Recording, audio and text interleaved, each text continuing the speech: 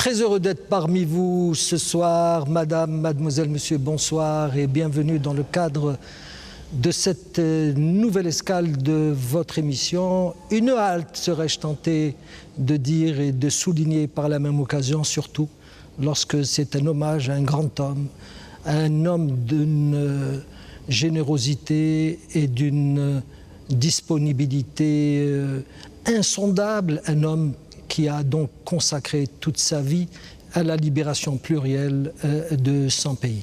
Cet homme est un grand soufi, c'était un disciple de Muhyiddin Ibn Arabi, un soufi donc qui a mis toute la lumière dont il avait bénéficié donc au service de sa patrie, au service de son peuple, qu'il a continué à servir même après avoir été contraint à l'exil, à l'emprisonnement et à non-retour à son pays, un non-retour bien sûr qui sera battu en brèche par la suite lorsque l'Algérie indépendante avait décidé de le rapatrier donc, et pour qu'il puisse reposer au milieu des autres martyrs de la Révolution nationale. Alors je nous donne rendez-vous à tout à l'heure.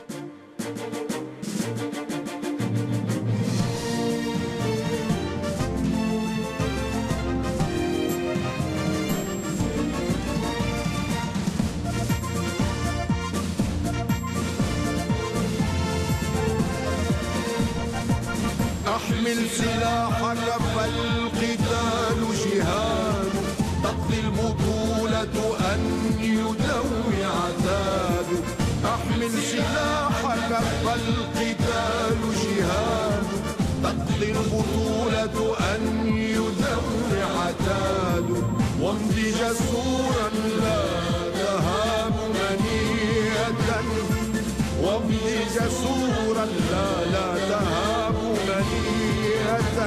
فبالإقدام تنتصر البلاد واكتب بلحم النار أروع قصة يزهو بها التاريخ والأمجاد واكتب بلحم النار أروع قصة يزهو بها التاريخ والأمجاد فعبد القادر الحسني ملحمة فعبد القادر الحسني ملحمة يرنو لها الأبناء والأحفاد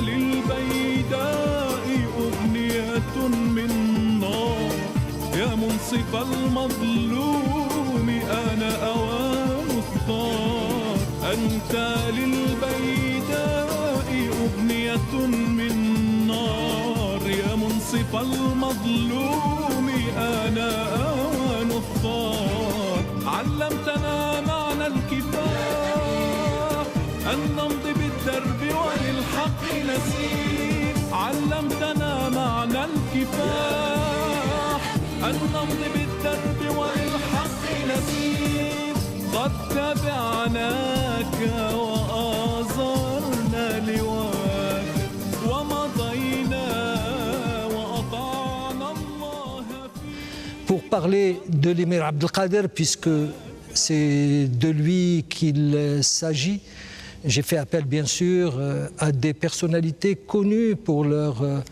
compétences avérées et surtout pour leur militantisme au service de cette cause, à la fois donc guerrière et mystique, d'une personnalité hors du commun d'une personnalité qui a laissé des œuvres très importantes qui nous permettent d'être renseignés sur ce que fut le combat d'hier, un combat qui n'est pas terminé, puisque la libération de l'âme reste à parfaire, la libération de l'âme sans laquelle aucune avancée notable ne saurait intervenir. Donc pour parler de l'émir Abdelkader, de son passé donc de résistant, mais aussi de son rôle précurseur dans le jaillissement de la Convention de Genève sur les prisonniers de guerre, j'ai fait appel à Mustafa Cherif, philosophe connu,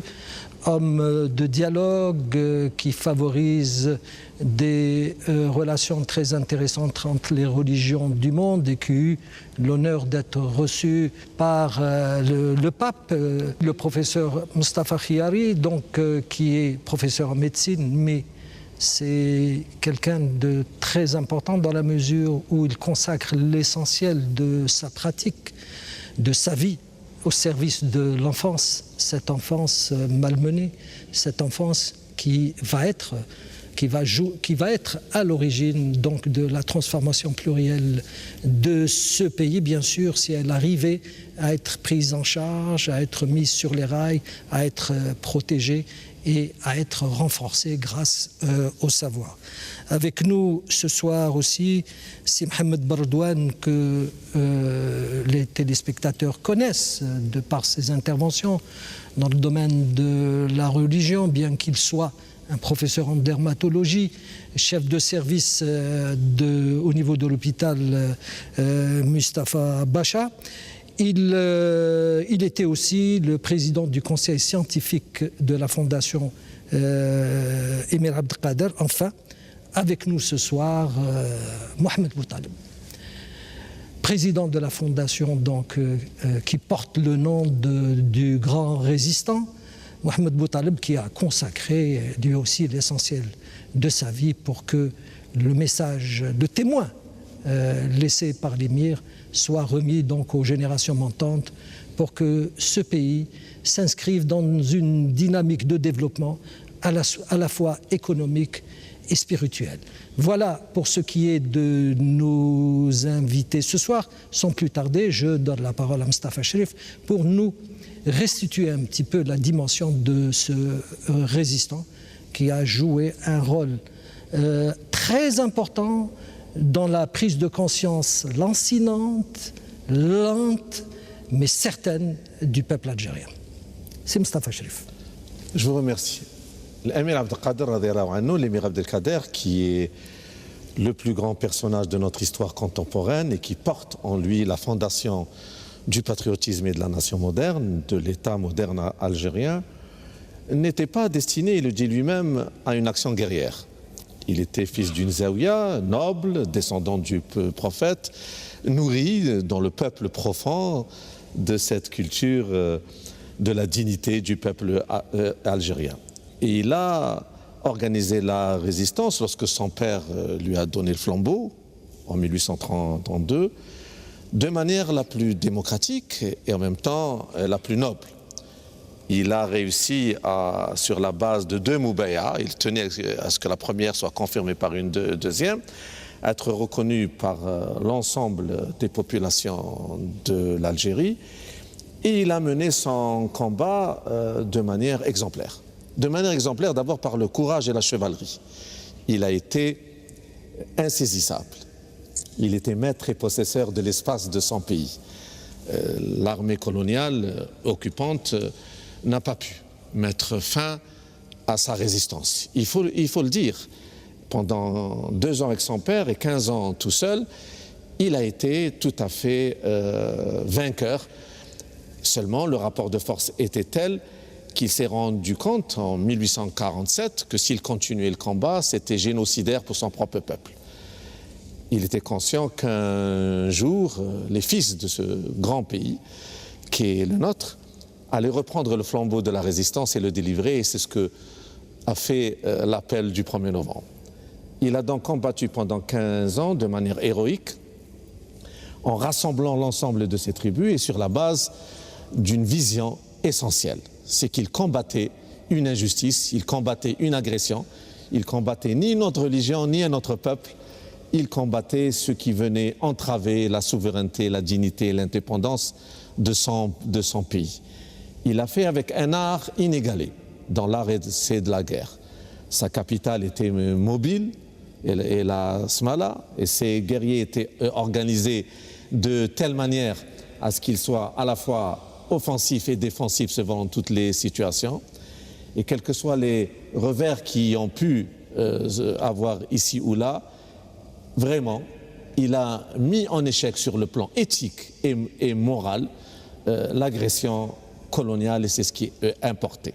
Il y a une lettre assez intéressante, c'est Mustafa Cherif, que l'émir avait écrite lui-même au roi Louis-Philippe, lui disant ceci, et ce qui va compléter ce que vous venez de dire, qu'au lieu que la France envoie ses armées pour semer la confusion, la barbarie, le massacre collectif du peuple algérien, ce peuple préférerait de loin que la France envoie ses techniciens, ses ingénieurs, pour qu'une société nouvelle puisse jaillir de cette coopération et par la même occasion favoriser le rapprochement entre les deux peuples français et algériens.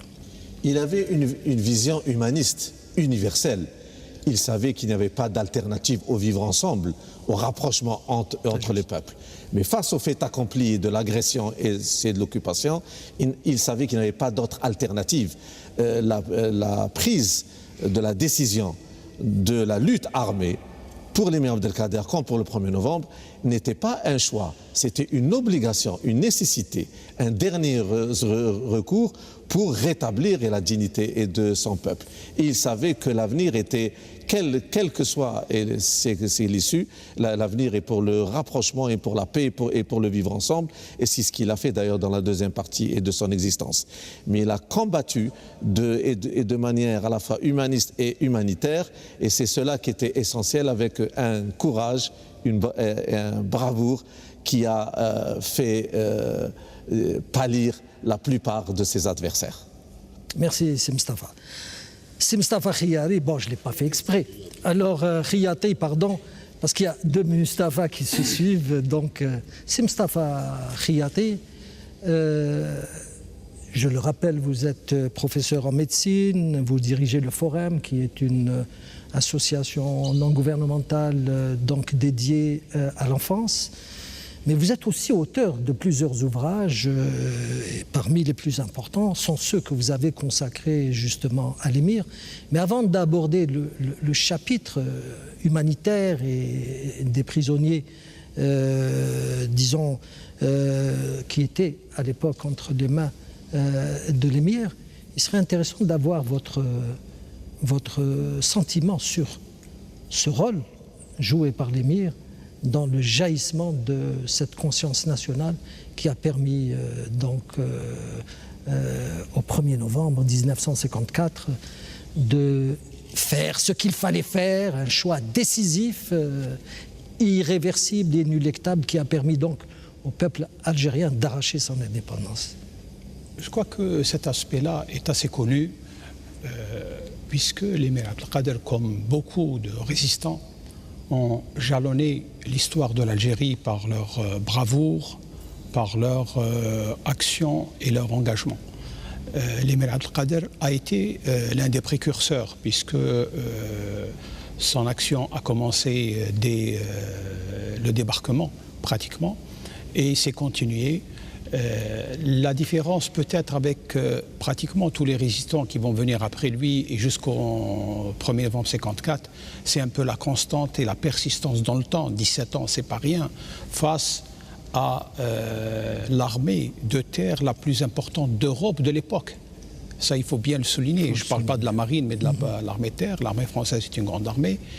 Et à partir de 1842, les Français voulaient absolument s'en défaire de l'émir et ont engagé des troupes impressionnantes, 120 000 hommes, 126 000 hommes selon certains auteurs, voire 130 000 hommes.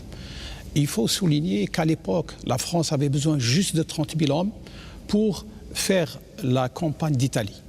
Donc vous voyez un peu la différence du nombre. Et c'était une troupe qui était formée, disciplinée, armée avec tout ce qu'il y avait à l'époque, alors que l'émir Abdelkader, il y avait, c'est vrai, ces réguliers qui étaient en nombre assez limité, mais comptaient surtout sur l'engagement populaire avec les troupes irrégulières qui constituaient l'essentiel, si vous voulez, en termes de nombre. L'émir Abdelkader a apporté quelque chose de nouveau, qui n'a été apprécié que durant les dernières années. On a beaucoup parlé de tous ses rôles. On le sait, l'émir Abdelkader est un mystique exceptionnel, un homme également, un résistant important. Il a joué également sur le diplomate, il a joué l'homme politique, le militaire, etc. Mais l'aspect humanitaire n'a commencé à être connu qu'à partir de 2006 à peu près, parce que ça a été toujours pratiquement quelque chose qui était considéré comme un monopole de l'Europe et de l'Occident. C'est-à-dire qu'il n'y a que les Européens qui peuvent être des humanistes ou des personnages qui ont inscrit leur nom dans le domaine de l'humanitaire. Seriati, avant d'aborder cet aspect du problème qui est prévu pour justement la deuxième partie de notre débat, il serait intéressant peut-être d'éclairer nos téléspectateurs sur la manière dont il se comportait avec ses propres soldats. En fait, c'est ce comportement-là, justement, qu'on ne peut pas cacher. Parce qu'aujourd'hui, il y a des faits, il y a des lettres, il y a des témoignages qui existent et qu'on ne peut pas cacher. L'émir Abdelkader avait un comportement exemplaire qui n'a jamais pratiquement existé avant lui, puisque, comme vous le savez, le 17e, 18e, 19e en Europe, c'était des siècles où il y a eu beaucoup de batailles, de combats, mais sanguinaires. L'histoire rapporte des choses inouïes qui se sont passées. Or, dans les cités de l'émir Abdelkader, il n'y avait pas de prison. Les prisonniers étaient libres à l'intérieur de la cité. Mais comme il y avait une adhésion populaire importante, tous les gens qui étaient dans la campagne savaient qu'un Européen ne pouvait pas circuler sans un sauf-conduit. Et donc, dès qu'un Européen était pris, il était ramené vers la cité. Donc, à l'intérieur des cités, les prisonniers étaient libres. Ils vaquaient à leurs occupations. Souvent, ils étaient logés avec les militaires, donc les actifs de l'émir Abdelkader. Lorsqu'on leur donnait un travail, on les payait pour ce travail qui était exécuté et ils étaient libres d'accepter ou de ne pas accepter. Donc, ce comportement était un comportement assez extraordinaire. Lorsque l'émir Abdelkader a eu, lors des batailles, des soldats blessés, il a veillé à ce qu'ils soient pris en charge, traités et soignés par son propre médecin. Et un fait particulier a été, lorsqu'un soldat français a essayé de le tuer à 2 ou 3 reprises lors d'une bataille, il l'a même blessé, il se trouve que ce soldat a été blessé à son tour et l'émir Abdelkader a tenu à le faire soigner dans sa propre tente et sur son propre lit. Alors, si vous le permettez, c'est Khiyaté, parce que l'idée, mon idée, si vous préférez, était de parler un peu de la pratique démocratique qui existait à l'époque chez l'émir, de ses rapports avec ses propres soldats. Parce que lorsque nos rapports avec les nôtres sont très bien, donc automatiquement il y a un reflet qui se fait en direction des autres. Parce que pour qu'on puisse sacraliser donc la dimension humanitaire de l'émir, il faudrait que d'abord que les nationaux soient d'accord. C'est-à-dire pour dire que ce n'est pas unilatéral. Et c'est pour cela que je vais interpeller M. Mohamed Baradouane autour de la Moubaïa, de la fameuse Moubaïa, parce que l'émir n'est pas venu au pouvoir comme ça, d'une manière sibylline, et il a été propulsé donc à la suite d'un dialogue fécond entre les différentes tribus. Et ces différentes tribus lui ont permis donc d'avoir le pouvoir suprême et par la même occasion de guider les musulmans algériens dans cette phase de résistance contre l'occupant. Alors, qu'en est-il de cette Moubaïa et quelle est sa portée, disons, psychologique au sein justement de ce peuple?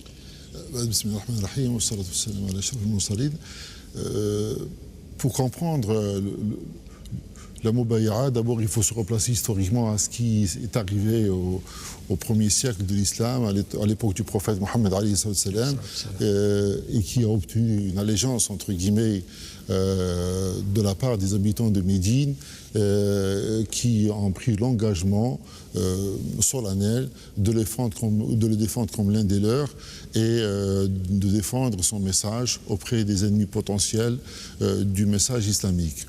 Cet engagement, l'Amir Abdelkader a voulu le refaire, mais peut-être qu'il faut revenir un peu plus tôt.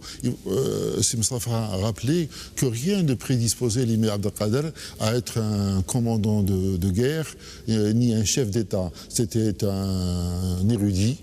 C'était un savant, avec l'érudition évidemment que connaissait le monde arabo-islamique de l'époque, et en particulier dans cette petite zaouia de l'ouest de Mascara, dans la plaine de Ris. Il se préparait à une vie d'ascèse et d'enseignement, mais voilà que les faits qui sont survenus sur le centre de l'Algérie et bientôt aux portes de la capitale de l'ouest algérien l'ont propulsé sous l'étendard de son père pendant 2 ans, Si Mouhyiddin, son père, comme combattant contre cette invasion qui venait du nord de la mer Méditerranée pour envahir sauvagement. Les informations étaient arrivées à Oran et dans l'ouest algérien sur ce qui était advenu de l'espace algérien du centre et des engagements de l'État français qui étaient écrits noir sur blanc pour sauvegarder la langue, les coutumes, la religion, les biens, les habous, etc. des Algériens. Donc l'Émir Abdelkader n'a jamais demandé à être commandant ou à être chef d'État ou quoi que ce soit à l'époque, mais l'âge avancé de son père a fait qu'il ait refusé d'être le responsable de la résistance algérienne parce qu'il savait d'emblée, son père, que ce n'était pas une histoire qui allait se dérouler sur quelques jours, voire quelques mois ou quelques petites années, mais c'était une histoire de très très longue haleine parce qu'il fallait ramasser ce qui restait évidemment de sentiment national à travers ce vaste territoire qu'est l'Algérie, qui était plus ou moins régi par l'administration ottomane sur les principales villes, mais qui n'était pas sur le reste du territoire, qui était plus ou moins en rébellion ouverte contre l'Empire ottoman de l'époque, une époque de décadence, il faut l'oublier, pratiquement l'homme malade. Au même titre que les Darqawa de Tlemcen. Oui. Donc l'Émir Abdelkader s'est vu investir à un âge très précoce, il n'était pas l'aîné de sa famille, il n'était pas l'aîné de la confrérie, il n'était pas prédisposé à être chef de la résistance, mais on l'a investi. Et là, évidemment, il va venir avec sa personnalité, avec sa formation, qu'il ne va jamais abandonner, il va rester toujours un érudit, très attentif à la lecture des livres, etc., entre autres le Coran, Sahih al-Bukhari, etc., même en pleine bataille. Et l'Émir Abdelkader s'est vu investir, et à ce moment-là, arrive la Moubaïa. La Moubaïa, c'est quoi? C'est un contrat entre 2 parties. C'est un contrat entre un homme qui s'appelle l'Émir Abdelkader ibn Mouhyiddin, qu'on investit du devoir de chefferie de la résistance algérienne face à l'occupation coloniale française, et les représentants, je dirais en toute modestie, hétéroclite à l'époque, pour la première Moubaïa qui s'est faite sous l'arbre de Daldara dans la plaine de Ris, parce qu'il y avait des chefs de tribus, il y avait des chefs de Zawiya, il y avait un ensemble de personnes, mais qui ne pouvaient pas représenter l'ensemble de la population. C'est pour ça qu'il a tenu, 5 à 6 mois après, à refaire une Moubaïa plus populaire, plus ouverte, dans la grande mosquée de Mascara. Qui ne lui avait pas permis d'avoir les gens du littoral qui sont restés en dehors de... Qu'est-ce que c'est cette Moubaïa? Il s'est dit, je ne me dérobe pas à mes responsabilités, vous m'avez investi d'une responsabilité que je ne peux mener à un terme et à bien que si de votre part j'obtiens une obéissance totale à mes ordres, une discipline totale, quand bien même il désobéirait mon propre frère, je n'aurais aucun état d'âme à le remettre sur le droit chemin, comme il l'a dit lui-même, de la manière la plus vigoureuse. Donc il est venu avec sa personnalité, il a obtenu cet engagement populaire et par conséquent cet investissement populaire, même si par la suite les événements très longs sur 15 ans ont montré qu'un certain nombre de personnages importants de la chevalerie, si on peut utiliser le terme algérienne, ont refusé de se soumettre totalement à un jeune qui était peut-être leur cadet de 30 années, etc., sans expérience militaire par rapport à des chefs militaro, je ne sais pas comment on peut les appeler de l'époque, les Bennouna, les Laribi, etc., des guerriers, et surtout Ben Smaïl, qui était de la tribu des Makhzen, pratiquement, il mettait son sabre au service de la puissance de l'époque, etc. Donc il a obtenu cet engagement, même si plus tard, évidemment, certains ont fui leurs responsabilités et ne l'ont pas soutenu, en particulier dans des moments très très difficiles. Donc la Moubaïa, voilà, c'est un contrat moral. Ce n'est pas sans nous rappeler ce qui était arrivé à Jugurtha à l'époque. Donc à chaque fois, mais l'engagement de sa part, il l'a tenu jusqu'au... Et c'est un homme de principe. C'est un homme de principe. Quand il a pris un engagement, il l'a toujours tenu. C'est pour ça qu'un certain nombre de nos concitoyens, malheureusement, n'ont pas compris le prix qu'il pouvait donner à sa parole donnée, aussi bien aux Algériens. Et c'est pour ça qu'il a guerroyé pendant 2 années sous l'étendard de son père, qui était chef de la résistance, et depuis en 1832 jusqu'en 1847 sous sa direction. Mais plus tard, quand il donnera sa parole aux plus hautes autorités françaises d'avoir une ligne de conduite, il sera intransigeant avec lui-même et avec les Algériens qui voudront le dissuader de revenir sur des engagements. Mais sa vision à long terme voulait qu'il montre à ses propres concitoyens, à travers l'histoire, et à ses adversaires potentiels, vivants ou ultérieurs, que le prix de la parole devait être tenu. Et c'est pour ça qu'il a toujours tenu grief aux plus hautes autorités françaises de ne pas avoir tenu leurs engagements. Eux, une fois qu'il a remis son sabre en 1847 du côté de Razawet, et qu'ils avaient promis à l'émir et à son entourage de le déporter sur une ville musulmane, soit Saint-Jean d'Acre, Akka, soit sur Istanbul, et malheureusement la parole française n'a pas été tenue par les plus hautes autorités pour des contingences politiques que nous connaissons maintenant, etc. C'est vrai que plus tard, Napoléon a voulu rééquilibrer les choses, mais le prix de la parole avait son importance.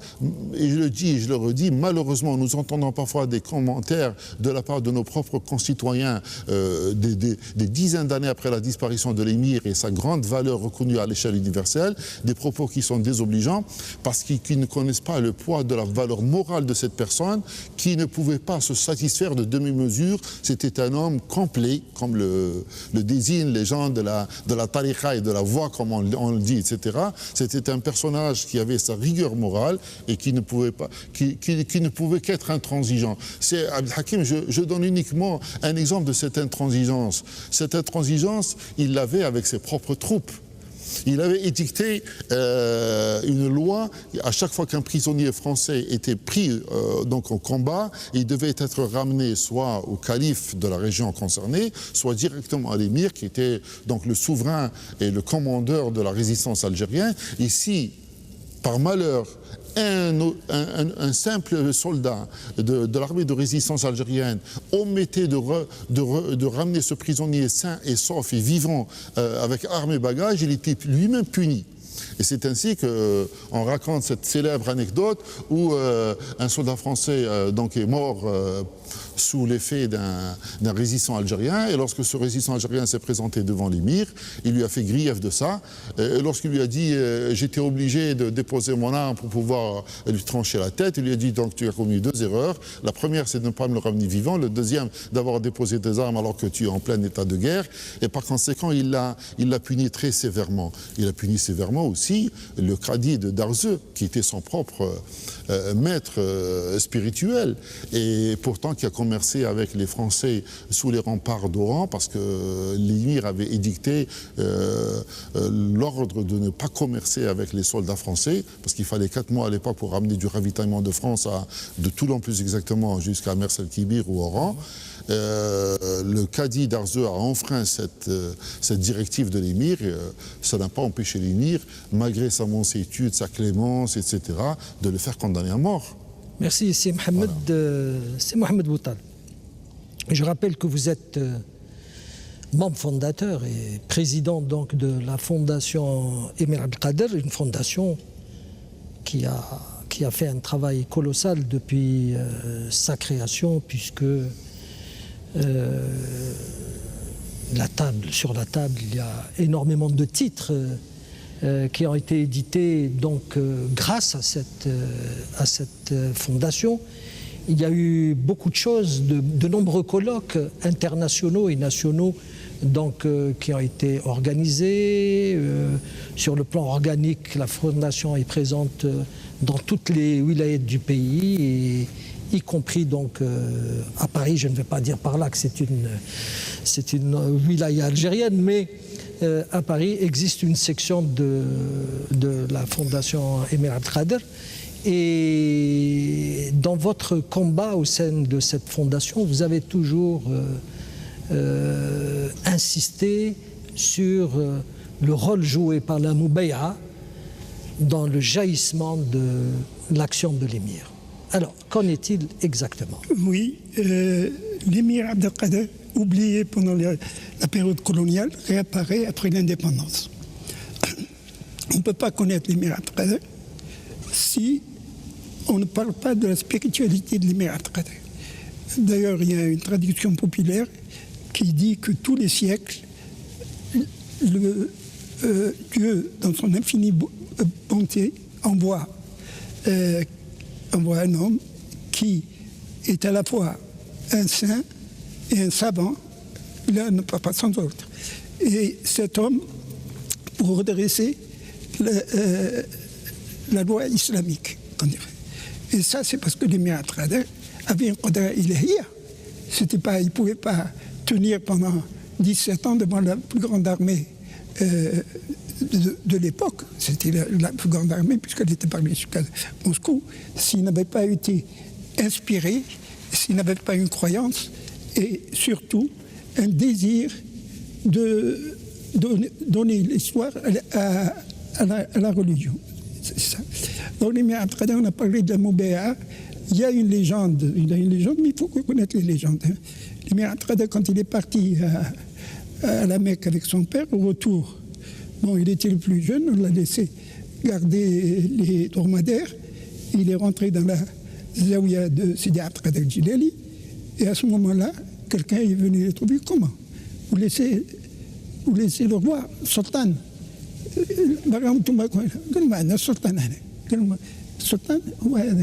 Alors ils l'ont rappelé. Le jour de la Moubaïa, il y avait une discussion entre les tribus qui mettre à la tête de Sidi Mouhidine. Ne voulait pas parce qu'il pensait qu'il était âgé. Il n'avait que 50 ans, mais on pensait à l'époque qu'il était très âgé. Et il disait. Alors à ce moment-là, Sidi Mouhidine s'interrogeait, et il y avait un saint, Sidi El-Harj, qui avait pratiquement le même prestige que Sidi Mouhidine. Ce saint est venu le trouver, j'ai eu une vision hier. Sidi Abdelkader Jilali est venu, il m'a dit il faut qu'on mette Abdelkader à la tête de la résistance. Il lui a dit, Sidi Mouhidine lui a dit j'ai eu la même vision. C'est à ce moment-là qu'on a décidé de nommer Abdelkader, qui n'a pas voulu tout de suite accepter parce qu'il pensait que c'était très important. Puis finalement, c'est un devoir pour un musulman lorsque son pays est agressé. Sidi Mouhidine, qui est le muqaddam de Tariq al-Qadiriyya, qui était très influente en Algérie, pratiquement tout le monde suivait la Tariq de Sidi Abdelkader Jilali. D'ailleurs, il n'y a qu'à voir tous les monuments, enfin, disons, il y avait d'autres tariqats aussi. Non, mais la tariqa qadiriya, c'était la plus... Tijaniya, il y avait quand même qui était Oui, très mais puissante. La aussi. Qadiriya, elle était dans le monde entier d'ailleurs. Qadiriya, Sidi Abd Qadir al-Jilali, était connu comme un enfant tombé par Sidi Abd Qadir. L'émir Abd Qadir, Sidi Mouhidine, tirait son prestige du fait qu'il était Muqaddam d'Azawiya al-Qadiriya. Alors, pour parler de la Moubaya'a, il n'avait pas voulu l'accepter dès le départ. Donc c'est par devoir religieux qu'il a accepté le Moubaya'a. Mais c'est un contrat qu'il m'a dit Mohamed entre lui et ceux qui l'élisent. C'est un contrat qui les lie. Alors il leur a dit, moi je prends devant vous le serment que je combattrai jusqu'à la fin pour... Si vous voyez que je ne fais pas mon devoir, si je ne remplis pas mon devoir, prenez quelqu'un d'autre qui prendra la résistance, je servirai sous ses ordres. Et finalement, l'émir Abd Qadir a été désigné sous un arbre, qui m'a Rasulullah sallallahu alayhi wa sallam, qui était... Et c'est toute sa vie, il a suivi tariqa Rasulullah sallallahu alayhi wa sallam. C'est-à-dire que toute sunna nabawiya, alors c'est pour ça qu'il a été désigné sous un arbre, toutes ces décisions qu'il a prises, il s'inspirait de la sunna nabawiya. Et il était tellement... qu'il passait ses nuits à prier et les jours à combattre. Alors c'est pour ça qu'on dit que l'émir Abd Qadir a une force surhumaine. Ce n'est pas une force surhumaine, il avait une aide de Dieu. Il est hier. Et quand il menait son combat à Tlemcen, justement, quand il était à Tlemcen, c'était pendant le Ramadan, et dans la soirée, Ba'd al-Asr, يقرأ البخاري et il a dédicacé avec le Bukhari, il l'a écrit. Sahih al-Bukhari. Il a tous les ramadans, هذاك صبنا الليف c'est Mehdi Bouabdelli à Bougie, écrit de la main de l'émir Abd Qadir. L'émir Abd Qadir avait écrit un de ses cousins qui était à Mascara pour lui dire trouvez-moi ce livre à n'importe quel prix. J'en ai, il m'est tellement cher que je voudrais le récupérer. Ce livre se trouve actuellement à la bibliothèque Bataïwa, chez Mehdi Bouabdelli, que tout le monde connaît d'ailleurs, un grand historien. Finalement, c'est pour arriver à dire que l'émir Abd Qadir, s'il a tenu 17 ans, s'il a, à 24 ans, construit un État, s'il a mené des batailles, et c'est la bataille de Makta, la dernière que nous avons fêtée pour l'anniversaire de l'indépendance de l'Algérie, on a fait une grande cérémonie là-bas, et c'est la fondation qui a été à l'origine du monument qui existe là-bas. Les gens partaient de Mossagalem sur Oran, ils passaient de Makta, ils connaissaient que c'était de Makta, ils ne savaient pas que les plus grandes victoires de l'émir Abd Qadir sur les troupes françaises s'est passé à Makta. C'est la fondation, par son action, a fait ça. Il y avait aussi, je dois dire, l'émir Abd Qadir, nous l'avons introduit en Amérique latine. Au moment de l'échange des diplomatiques avec le Mexique, ceux qui sont partis pour signer ça, c'était Bitat, Ben Salah, le troisième c'était Yazid. Zaroni était à l'époque ambassadeur au Venezuela. Alors ils ont dit, bon, on voudrait offrir une place à l'émir Abd Qadir, mais le monument doit être fourni par l'Algérie. Ça a duré 24 ans. Personne ne s'est déplacé. Même Zarouni, qui était ministre de l'Intérieur par la suite, il m'a dit que c'est votre affaire, c'est pas la mienne. Alors, finalement, c'est grâce à la fondation, grâce aux relations que nous avions avec la Sonatrach à l'époque, nous avons obtenu de la Sonatrach qu'elle finance le monument qui se trouve à Mexico. Dernièrement, cette année, il y avait le buste de l'émir Abdelkader qu'on a mis au Venezuela. Au Venezuela, lorsque nous avons amené le buste, le président du Venezuela qui est mort, Hugo Chavez lui-même s'est déplacé avec le ministre des Affaires étrangères et le ministre de la Culture. Ici, moi, je suis parti avec un chef de service du ministère des Affaires étrangères. J'aurais aimé qu'il y ait une personnalité plus importante. Mais enfin, là, Hugo, c'est un héritier de Bolivar. Alors, c'est Mustafa Cherif, vous avez peut-être quelque chose à rajouter au sujet de la Moubaïa? Au sujet de la Moubaïa, il est clair que l'émir Abdelkader y tenait de manière particulière. C'était pour lui une condition sine qua non. Élargir, rassembler l'ensemble des volontés du peuple algérien, sachant que les sacrifices allaient être importants.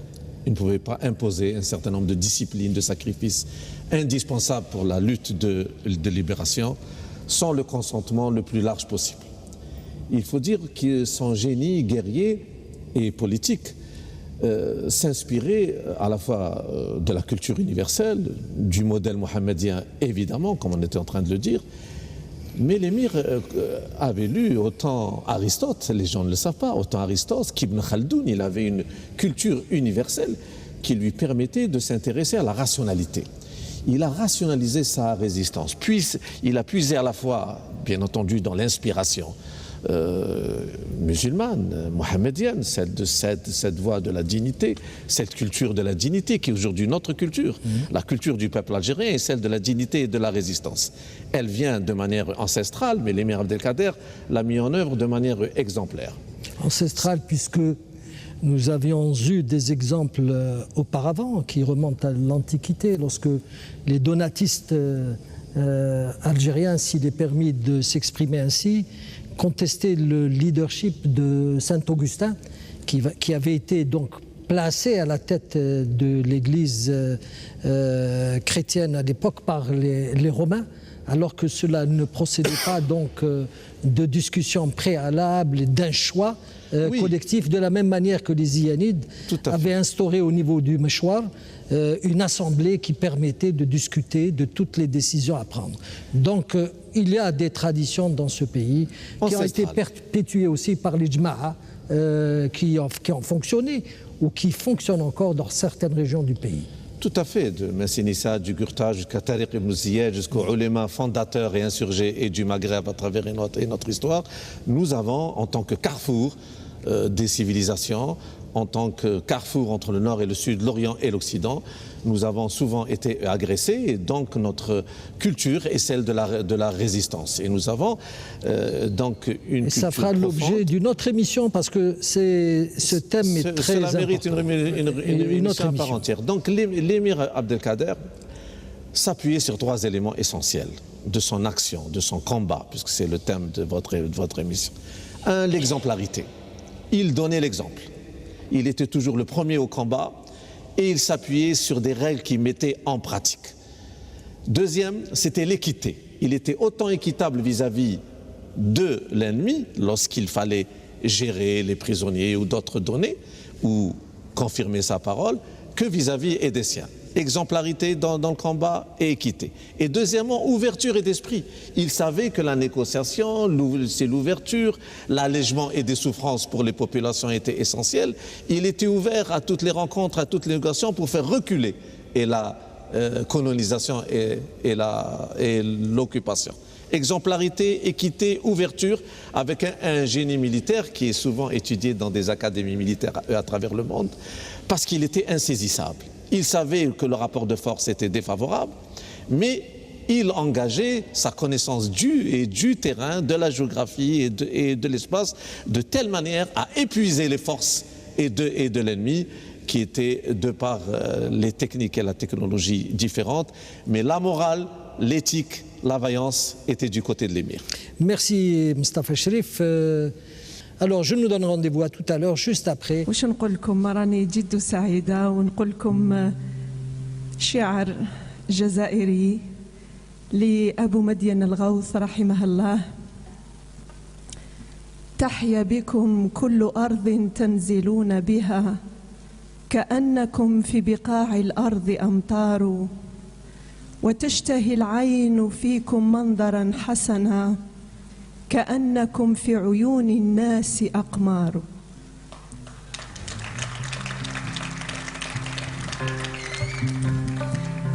نبدأ بقطعة للأمير عبد القادر. أنا الحب والمحبوب والحب جملة، أنا العاشق المعشوق سرا وإعلانا.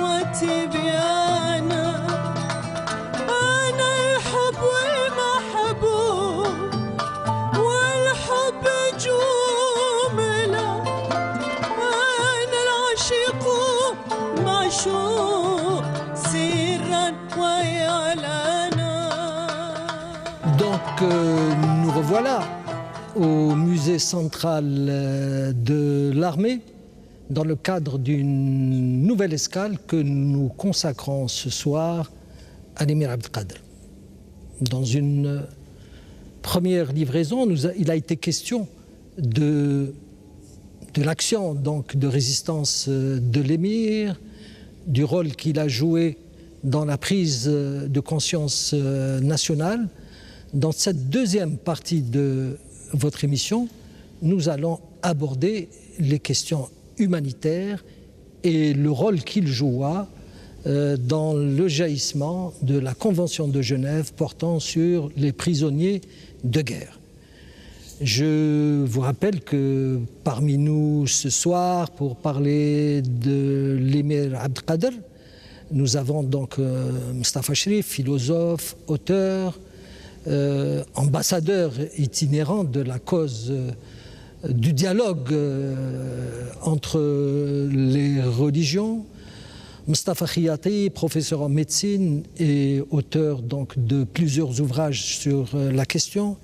C'est Mohamed Baradouane, professeur Mohamed Baradouane, ancien président du conseil scientifique de l'émir Abdelkader. Et enfin, parmi nous ce soir, c'est avec plaisir que nous l'accueillons, Jamal Mousserioui, qui est un expert en matière humanitaire, un expert qui a à cœur donc toute la réglementation qui est donc prise autour de la question. Si Mohamed Boutaleb nous a momentanément quittés pour permettre justement à Si Jamal d'aborder le problème sous un angle donc juridique pertinent pour l'enrichissement de ce débat. Pour ce volet, je préfère donner la parole pour commencer au professeur Mustafa Khiyati, président du Forum. Je le rappelle, le Forum est une organisation non gouvernementale chargée de la protection et de la promotion de l'enfance. Khiyati a été l'auteur d'ouvrages parmi lesquels l'émir, précurseur des droits humanitaires, l'émir, les juifs et les chrétiens, l'émir, prisonnier de la France, et enfin l'émir et la santé. Donc des ouvrages qui ont à cœur le cheminement, la vie militante et spirituelle de l'émir, un émir donc qui avait accordé en son temps une place importante au traitement humain des prisonniers tel que prôné par la religion dont il était l'un des porte-drapeaux. Alors, c'est Mustafa Khiyati. Encore une fois, merci d'avoir répondu à mon invitation. Alors, qu'en est-il justement de ces questions humanitaires et de ces droits que l'émir a été le premier à accorder aux prisonniers de guerre? Ce qu'il faut peut-être rappeler, c'est qu'à l'époque, je parle toujours du XIXe siècle, les rapports, disons, nombre de tués, nombre de blessés, étaient de 1 pour 4. C'est-à-dire qu'il y avait une personne tuée pour 4 blessés, de façon générale, à travers le monde. Mais en Algérie, c'était l'inverse. L'armée française ne faisait pas de blessés. Ne s'intéressait pas plutôt aux blessés et ne s'intéressait pas aux prisonniers. D'ailleurs, lorsqu'on fait le bilan des prisonniers... C'était des coupeurs de tête, convient-il de souligner. Et il y a des lettres très explicites, dont celle de Montagnac, qui était un spécialiste de la décollation, c'est-à-dire comment couper les têtes des gens pris dans le combat. Lorsqu'on fait le bilan des 17 ans de guerre entre l'émir et l'armée française, on s'aperçoit que l'émir a eu près de 2000 prisonniers, dont la majorité étaient des soldats. De l'autre côté, les premiers soldats faits prisonniers, c'était des soldats de la SICAC lors de la bataille à côté de Tlemcen, 117 personnes, tous blessés, mortellement blessés, dans un état piteux. Les autres étaient plutôt des otages, c'est-à-dire que l'armée française prenait des gens, des familles, comme par exemple les habitants de la Smala de l'émir Abdelkader, qui ont été pour la plupart déportés d'ailleurs à côté de Nice, pour servir de monnaie d'échange. Les Français prenaient des otages, surtout dans la famille, aussi bien des chefs des Hadjout, qui étaient donc des gens qui travaillent, disons, qui défendaient ou qui agissaient dans l'armée de l'émir, mais également dans les autres fractions. Et ils les utilisaient comme monnaie d'échange en envoyant des lettres pour demander aux combattants de cesser de combattre contre la liberté qui sera accordée à la maman, aux femmes, aux enfants, etc. De façon générale. Ce qu'il faut également remarquer, c'est que dès 1834, c'est-à-dire à peine 2 ans après que l'émir soit investi des pouvoirs donc, de chef de la résistance, il a commencé d'abord à faire des prisonniers. Les premiers prisonniers français entre les mains des militaires ont été faits en 1834. Et c'est cette année-là que l'émir a fait son fameux édicte, c'est-à-dire le décret ou la loi concernant les prisonniers. Chose que beaucoup d'auteurs français préfèrent dire que ça a été fait en 42, 43 ou 44, ce qui est illogique, puisque à l'époque l'émir était déjà en guerre et en guerre totale, et donc ça n'avait pas de... Et nous avons des preuves que cet édicte a été effectivement fait en 1834, parmi lesquels, dans cet édicte, l'émir considérait que les prisonniers faits comme militaires français étaient des prisonniers de guerre, qu'il y avait interdiction pour les Junoud, enfin les membres de l'armée mohammedienne, d'attenter à leur vie, et que celui qui ramenait un militaire vivant recevait une indemnité, alors que celui qui attentait à la vie d'un militaire ou exerçait sur lui des violences était passible donc de sanctions. Et c'était le premier édicte qui avait été fait. L'émir va encore plus loin, puisque quelques temps plus tard, il va faire un nouvel édicte qui n'est pas très connu, celui-là, concernant les déserteurs. Beaucoup d'Européens donc quitté l'armée française de différentes nationalités. Il y avait peut-être 7 ou 8 nationalités, dont des Allemands qui étaient les plus importants, mais il y avait également des Maltais, des Espagnols, de la Légion étrangère qui venaient vers l'émir, qui souvent ramenaient leurs chevaux et leurs armes. Et donc il a également mis en place une base juridique pour préserver le droit de ces personnes-là et en même temps pour les protéger, parce que lorsqu'ils traversaient les lignes françaises pour arriver jusqu'aux lignes algériennes, souvent ils faisaient de longues distances et étaient donc, ils pouvaient tomber entre les mains de n'importe qui pouvait attenter à leur vie. Et donc l'émir avait mis en place ce deuxième édicte. De façon générale, je crois que l'émir a montré par son comportement vis-à-vis des prisonniers, il ne voulait pas faire des prisonniers pour des prisonniers, mais pour les échanger contre d'éventuels otages algériens qui étaient du côté français. 4 échanges ont été faits, ce que beaucoup de gens ignorent, dont 2 par le truchement du consulat français à Tanger, mais également voyant que les Français ne voulaient plus faire d'échanges parce qu'ils pensaient qu'en faisant des échanges, ils donnaient une grande importance à l'émir Abdelkader aux yeux des autres tribus, et donc pour eux, ça pouvait constituer une espèce de persistance de la guerre contre la France. Et donc, ils ont refusé de faire des échanges, ce qui a amené l'émir Abdelkader à faire procéder à des libérations de prisonniers de son côté. Une fois, il y avait la disette, il n'avait pas suffisamment de quoi faire manger ses troupes, et il a procédé à une libération unilatérale de plus de 100 militaires français, dont plusieurs officiers, qu'il a ramenés jusqu'au niveau près de Blida pour les laisser libres. Mais il a également répété ces opérations au moins 4 fois, jusqu'à la dernière qui s'est déroulée en 1846, lorsqu'il a libéré un certain nombre d'officiers français au niveau de la Dera, et en les remettant au poste espagnol de Melilla.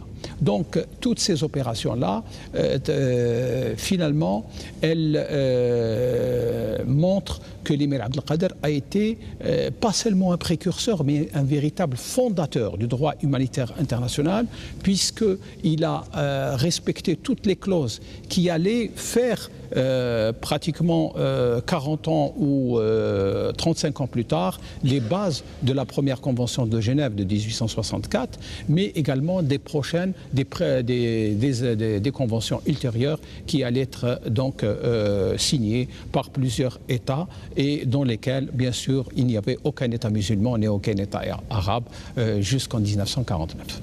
Merci, c'est Mustafa Khiyaté. Il serait intéressant d'avoir le point de vue d'une personne intéressée par la question. Elle en est une spécialiste en quelque sorte. Il s'agit de Djamal Misrioui, que nous remercions d'avoir accepté donc de nous accompagner pour vulgariser un petit peu cet aspect du problème qui n'est pas connu de tous, d'autant plus que des écrits ont été favorisés pour démontrer à l'évidence que l'émir a pris cette décision après coup, alors que Si Mustafa Khiyati soutient que c'était vers les années 30, au début des années 30, que l'émir avait pris l'édit. Donc, selon vous, dans quelle mesure cette action de l'émir Abdelkader a-t-elle constitué un cas de jurisprudence et par la même occasion un moyen qui permettra à la communauté internationale, bien après, donc d'élaborer, d'adopter la Convention de Genève portant sur les prisonniers de guerre? Je pense tout d'abord parce que l'émir Abdelkader, comme vous venez d'évoquer, était un homme d'idées et d'actions à la fois. On peut plutôt même dire que l'action a précédé l'idée dans la mesure où il était capable directement à passer à l'action pour montrer à quel point la grandeur de l'idée qu'il portait a été bel et bien celle de l'humanisme universel, inspiré à la fois de la spiritualité musulmane et de l'effort humain de l'époque. Sachant qu'on était en 19e siècle, c'est l'ère de l'industrie, l'ère de la modernité, l'ère des Lumières, et pendant cette époque, on voyait très mal une personnalité de guerre. L'ère des Lumières et des colonisations. Voilà, donc une période assez complexe comme celle d'aujourd'hui, du 3e millénaire, où être crédible au niveau des idées, du discours, et être crédible au niveau de l'action, ce n'est pas donné à tout le monde. L'émir Abdelkader avait cette qualité d'un leader et philosophe, parce qu'il était capable à concevoir ses idées et à la fois les appliquer lui-même et à veiller à son bonne application. Et c'était ça qui lui donnait sa force, parce que même lorsqu'on prend l'exemple du fait de sauver les minorités religieuses à Damas en 1860, a montré à quel point où il était, je dirais, dans une démarche empathique et non pas une démarche, je dirais, de rancune ou de haine, parce qu'il pouvait quand même jouer ce rôle-là. Il se justifiait derrière, comme il faisait généralement les hommes de guerre à notre époque. Bon, il a eu cet acte héroïque de la même manière qu'il a opposé un refus catégorique à Napoléon III lorsque ce dernier lui avait proposé de prendre la tête du royaume arabe pour déstabiliser l'emprise turque sur la région de l'époque. L'émir était conscient qu'on voulait l'utiliser pour contrebalancer l'hégémonisme turc sur la région. Et je pense que dans ce sens-là, et c'est là aussi sa richesse, je dirais, philosophique et spirituelle, c'est qu'il ne prenait pas le temps dans sa linéarité, il prenait le temps dans sa largeur. C'est-à-dire qu'il était capable à enrichir son temps par des idées fortes et non pas de suivre l'action et la réaction des événements qui étaient très fortes, parce qu'il n'arrivait pas à un moment donné d'être capable, je dirais, à promettre au peuple algérien tous ses rêves, parce que, comme le disait le professeur Moustapha Chérif, il ne voulait pas prendre ce chemin suicidaire pour l'Algérie, et c'est là aussi un homme, je dirais, digne de ce nom-là, car il portait cette humanité à la fois dans son cœur et dans son action. Et pour revenir à cette convention de Genève qui aujourd'hui, heureusement qu'elle existe, parce que malgré, je dirais, ce qui se passe dans le monde à travers ces conflits complexes, surtout et en particulier qui touchent le monde musulman, en partant de l'Asie et jusqu'en Afrique, nous ne pouvons que dire que l'émir Abdelkader était capable de vivre, je dirais, hors du temps. Parce que les droits humains, on ne peut pas les limiter ni dans le temps ni dans l'espace. Il vivait dans un idéal qui était à la hauteur de ces idées fortes. C'est celle qui montre que la dignité de l'homme, elle est une et indivisible, et celle de sa sacralité, parce qu'on sait très bien qu'en islam, la vie humaine, elle est plus importante que la Kaaba, la maison de Dieu. Et c'est là où il a montré à quel point cet humanisme passe d'abord par l'action et non pas par l'idée. Et c'est aujourd'hui le comité international de la Croix-Rouge basé à Genève reconnaît solennellement cette force de l'émir Abdelkader, c'est parce qu'il a montré, je dirais même en réduisant, parce que c'est une question de temps seulement, mais la dimension religieuse des deux hommes a montré à quel point nous pouvons s'inspirer de la même source, c'est la source de l'humanité. Et c'est ça qui a donné à Abdelkader cette force, je dirais, à la fois de la théorie et la force de la pratique, c'est celle des droits humains qui sont devenus après institutionnalisés autour de DIH, le droit international humanitaire. Donc aujourd'hui, malheureusement, ce droit humanitaire est bafoué dans pas mal de régions dans le monde. Et si on pense à l'Amir Abdelkader, on pense seulement à ce côté, je dirais, d'humanisme qu'il portait et qu'on a besoin que les décideurs, à la fois sur l'action armée ou l'action de plaidoirie, d'avoir cette capacité de revenir à cette dimension humaine dans leur action, parce que c'est ça qui manque aujourd'hui. Et on voyait très bien que la Croissant Rouge algérien a été née bien avant l'indépendance, une première dans l'histoire des sociétés de la Croix-Rouge et du Croissant, si ce n'est le Croissant Rouge de la Turquie, qui était bien avant. Mais l'Algérie quand même a pu quand même décrocher, parce que c'est des négociations, et des négociations qui méritent quand même un effort considérable pour décrocher l'obtention, l'agrément d'ouvrir une société de Croissant Rouge algérien. Donc cette année 2013, on a à la fois la noblesse de célébrer le 130e anniversaire du décès de l'Amir Abdelkader, le 150e de la naissance du Comité international de la Croix-Rouge, et à la fois la 50e anniversaire de la naissance du Croissant Rouge algérien. Merci. Donc, ce carrefour est un carrefour qui mérite quand même d'être signalé dans cette émission dédiée à l'Amir Abdelkader. Merci Djemal Msraoui. Je rappelle que vous êtes un expert en matière de questions humanitaires. Mostafa Cherif, vous qui êtes particulièrement emballé par tout ce qui peut rapprocher les religions du monde, vous avez certainement donc apprécié l'hommage qui a été rendu à l'émir récemment à Genève, un hommage qui a été irrigué par les efforts de la fondation Émir Abdelkader que dirige M. Mohamed Boutaleb. Alors, comment réagissez-vous à cette évolution des choses, malgré le fait que le monde demeure miné par les visées hégémoniques du bloc occidental? Je crois que plus que jamais, la figure de l'émir Abdelkader, homme universel, homme d'État, humaniste et scientifique à la fois, rationnel et mystique, plus que jamais cette figure universelle complète de l'insan al-kamel, de l'homme universel et total, nous en avons besoin. Il ne s'agit pas simplement de nostalgie ou de rappeler avec fierté le fondateur de l'État moderne algérien.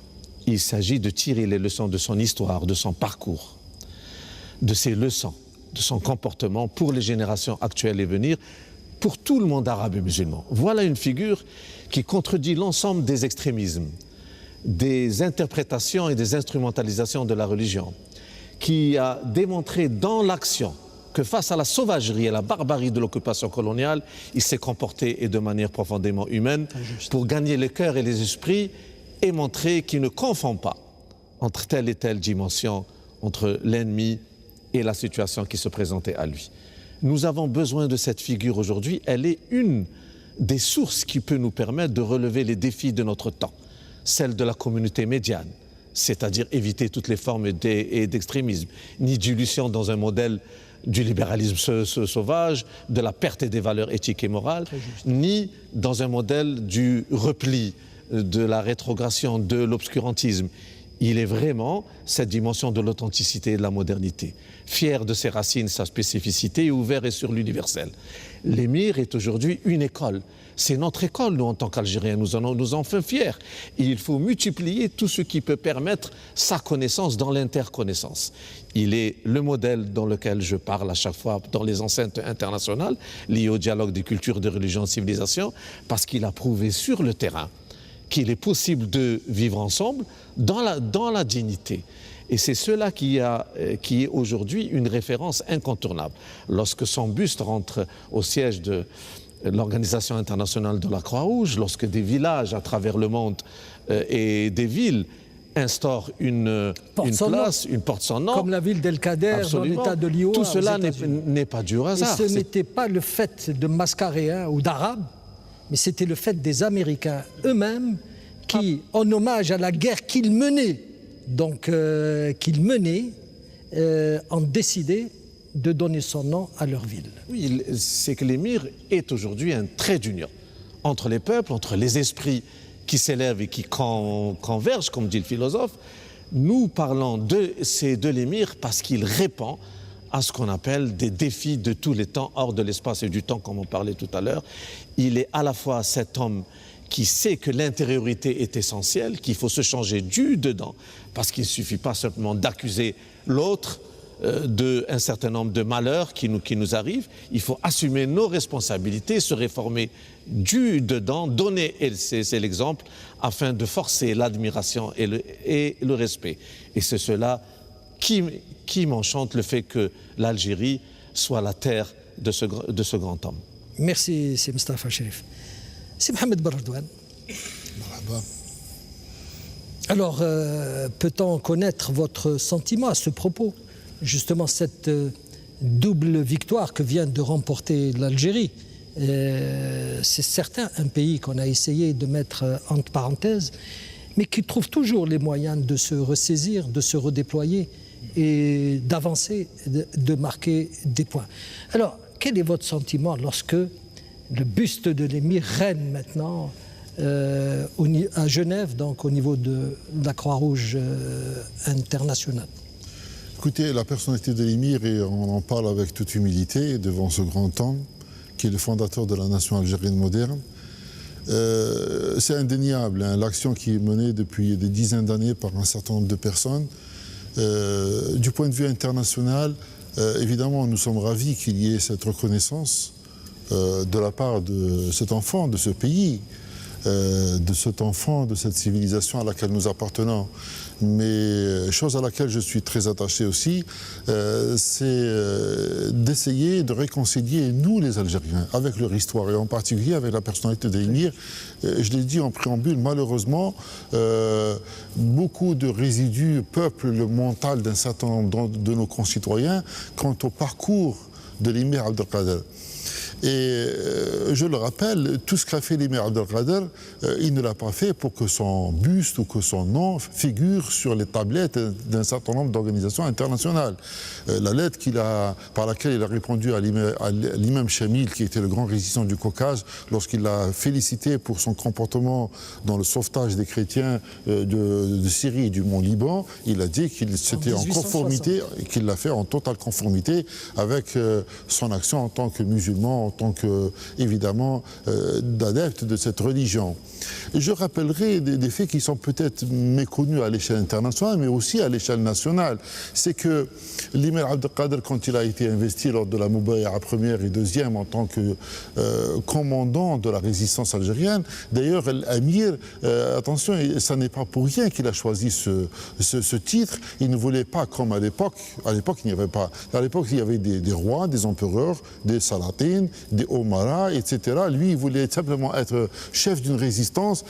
Si quelqu'un d'autre pouvait prétendre à mieux que ce qu'il faisait, il était prêt à rentrer dans les rangs. Mais ce que je rappellerai, c'est qu'une fois qu'il a obtenu cette Moubaïa, il va écrire à des éminences religieuses à travers le monde, à Fès, au Maroc, l'imam Tassouli, il va écrire au Moyen-Orient, etc., les grands centres intellectuels et spirituels des musulmans, pour leur demander quelque chose dont il connaissait parfaitement la réponse, mais il voulait une couverture juridique à son combat, parce que son combat va mener à des pertes de vie humaine, il va mener à des pertes de matériel, etc., et par conséquent, il fallait qu'il trouve une réponse face au peuple, une réponse face à l'histoire et une réponse surtout face à Dieu, Allah subhanahu wa ta'ala, le jour de la résurrection. Et c'est pour ça qu'il va demander, via par exemple le souverain marocain Moulay Abdelrahman, d'interroger les grands maîtres érudits de Fès, au Menhoum Imam Tassouli, sur la licité du combat qu'il va mener et des conséquences de ce combat. Et par conséquent, il a pris d'abord des responsabilités vis-à-vis de son propre peuple, mais il va plus loin. Il va prendre des responsabilités, y compris vis-à-vis de sa propre épouse, puisqu'il va l'appeler le jour même où il a été investi de cette responsabilité de chef de la résistance. Il va lui dire tu connais la place de l'épouse dans un foyer musulman, les devoirs qu'a un époux vis-à-vis de son épouse, mais malheureusement aujourd'hui, j'ai une responsabilité telle que je ne pourrais pas honorer honorer ce rôle en tant qu'époux. Par conséquent, je dépose entre tes mains ta liberté, voir si tu peux te sacrifier comme je me suis sacrifié pour cette résistance, et par conséquent que tu restes auprès de moi, ou bien tu prends ta liberté parce que tu estimes que je ne suis plus le mari disponible et présent en tout moment, en tout lieu, comme je devrais l'être. Et évidemment, elle l'a accompagné dans son combat, comme c'est connu à travers l'histoire. Elle participera même, ainsi que la mère de l'émir, à ce traitement particulier des prisonniers faits lors des combats. Par conséquent, l'émir n'a pas fait ça. Et ça, je le rappelle, parce qu'il faut que nos concitoyens se débarrassent de ces résidus ancrés par, évidemment, toute la propagande coloniale qui a diffusé pendant 132 ans, mais qui a continué à diffuser même 50 ans. Si nous fêtons nos 50 ans ou 51 ans d'indépendance, continue des mots qui peuvent paraître anodins pour un certain nombre d'entre nous qui connaissons la personnalité de l'émir, mais lorsque vous lisez dans le Petit Larousse face à Abdelkader, grand ami de la France, ça peut prêter à confusion dans le mental d'un certain nombre de personnes, en particulier ceux qui ont mené la guerre de résistance entre 54 et 62, pour penser qu'éventuellement l'émir serait autre chose que ce dont nous parlons depuis une heure. Ça nous renvoie aux médailles de l'émir. Pour certains, c'était des médailles françaises. Voilà, comme la Légion d'honneur. Alors que ce sont des médailles provenant de Russie, de Grèce, de nombreux pays chrétiens qui ont félicité l'émir à la suite du sauvetage des 12 000 chrétiens. Moi, j'aimerais ici ajouter uniquement un mot concernant la présence du buste de l'émir au niveau du musée du CICR. C'est une excellente chose que le CICR se rattrape et se rappelle aujourd'hui que l'émir a été effectivement quelqu'un qui a joué un rôle extraordinaire dans la promotion et l'avènement du droit humanitaire international, mais on aimerait bien sûr que cela suive dans les écrits du CICR, notamment sur le site web qui n'a pas changé, mais également tous les écrits sur l'historique du CICR. On voudrait que l'émir ait une place au même titre que le buste aujourd'hui au niveau du musée. Merci, professeur Khiati. Madame, mademoiselle, monsieur, je m'arrache vraiment douloureusement à votre compagnie et à celle de nos invités de ce soir qui sont Moustapha Cherif, philosophe, auteur, ambassadeur itinérant du dialogue entre les religions et les peuples, le professeur Moustapha Khiati, professeur en médecine, surtout président du Forum, qui est une organisation non gouvernementale dédiée à l'enfance, à sa promotion et à sa défense. Le docteur Si Mohamed Baradouane, ancien président du conseil scientifique de la Fondation Émir Abdelkader, chef de service à l'hôpital Mustafa Bacha. Si Djamel Misrioui, expert dans les questions humanitaires, je les remercie. En votre nom à toutes et à tous, je remercie aussi le public qui est parmi nous ce soir, qui a tenu à venir en force pour nous accompagner. Je tiens aussi à remercier le ministère de la Défense nationale à travers ce musée central, ce magnifique musée central qui est un peu le dépositaire de la mémoire guerrière de ce peuple, puisqu'il s'inscrit dans le prolongement des luttes menées pour le recouvrement de la souveraineté nationale depuis des lustres, et notamment depuis l'invasion française en Algérie. Je nous donne rendez-vous donc dans 14 jours, donc un samedi, à la même station pour une nouvelle émission, tout en vous promettant que l'une d'elles sera consacrée donc à l'héritage spirituel de l'émir et aussi à la franc-maçonnerie qui, je le souligne aujourd'hui, a profité du geste chevaleresque de l'émir et éminemment musulman de l'émir dans le cadre du sauvetage de 12 000 chrétiens qui devaient être massacrés pour essayer d'utiliser son image de manière à ce qu'elle puisse se rattraper sur le plan intérieur, puisque cette franc-maçonnerie était en but à de nombreux problèmes au niveau donc, de son pays. Donc je vous dis à très bientôt.